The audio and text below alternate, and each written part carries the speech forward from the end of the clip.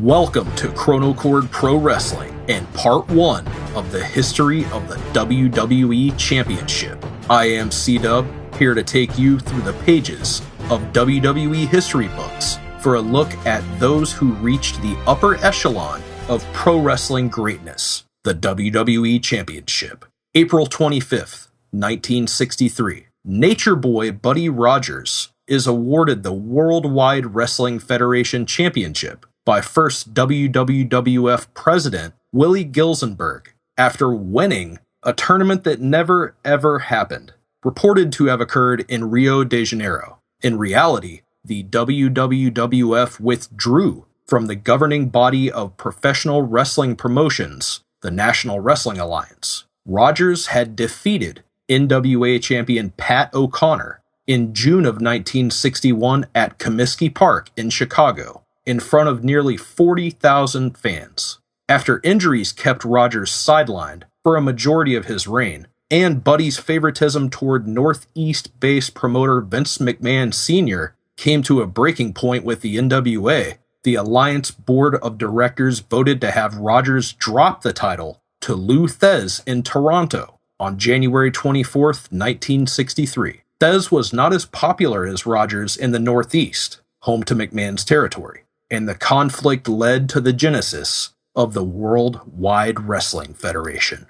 May 17th, 1963. Shortly after becoming the first Worldwide Wrestling Federation champion, it became apparent that the aging Nature Boy Buddy Rogers wasn't going to work out as champion due to his greatly affected mobility in the ring, as well as his lack of stamina and endurance. Promoter Vince McMahon Sr. saw the writing on the wall and scheduled the declining Nature Boy to drop the title to the popular strongman from Abruzzi, Italy, Bruno Sammartino. Bruno defeated Rogers for the title in under a minute on May 17, 1963, in New York. Until his death in 1992, Buddy Rogers claimed he suffered a heart attack a week before the match, and that his heart problems had been the cause of his lackluster performance. However, all wrestlers were required to pass a physical exam from State Athletic Commission physicians, which would have prevented him from being cleared to wrestle in the weeks prior to dropping the belt.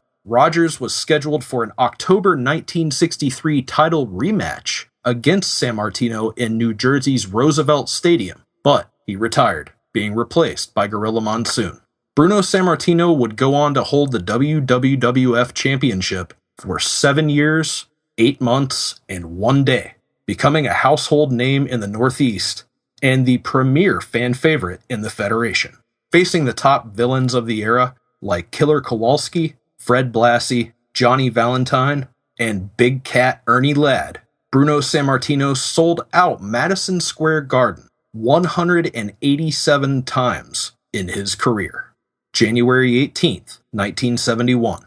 After over 2,800 days as WWF champion, Bruno Sammartino was defeated by the Russian Bear Ivan Koloff at Madison Square Garden.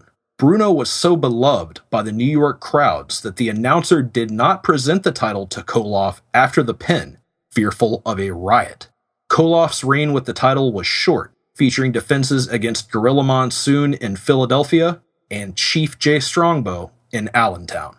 February 8th, 1971. United States champion and Puerto Rican sensation Pedro Morales defeats Ivan Koloff at Madison Square Garden in front of a record sellout crowd of 21,812 fans. Morales kicked off the top turnbuckle as the Russian Bear had him in a waistlock, with both men falling backwards to the mat in a double pin.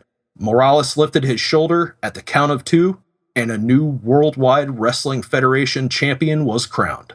That same year, promoter Vince McMahon Sr. quietly reunited the WWF with the National Wrestling Alliance, and Pedro Morales thwarted attempts from Fred Blassie and Stan the Man Stasiak to win the title. Next time, in Part 2, the first 2-time WWE champion is crowned, and we build our way toward the genesis of the premier event in sports entertainment, WrestleMania. Please subscribe to Chronochord Pro Wrestling if you enjoyed this video, and tune in again soon for more of the history of the WWE Championship.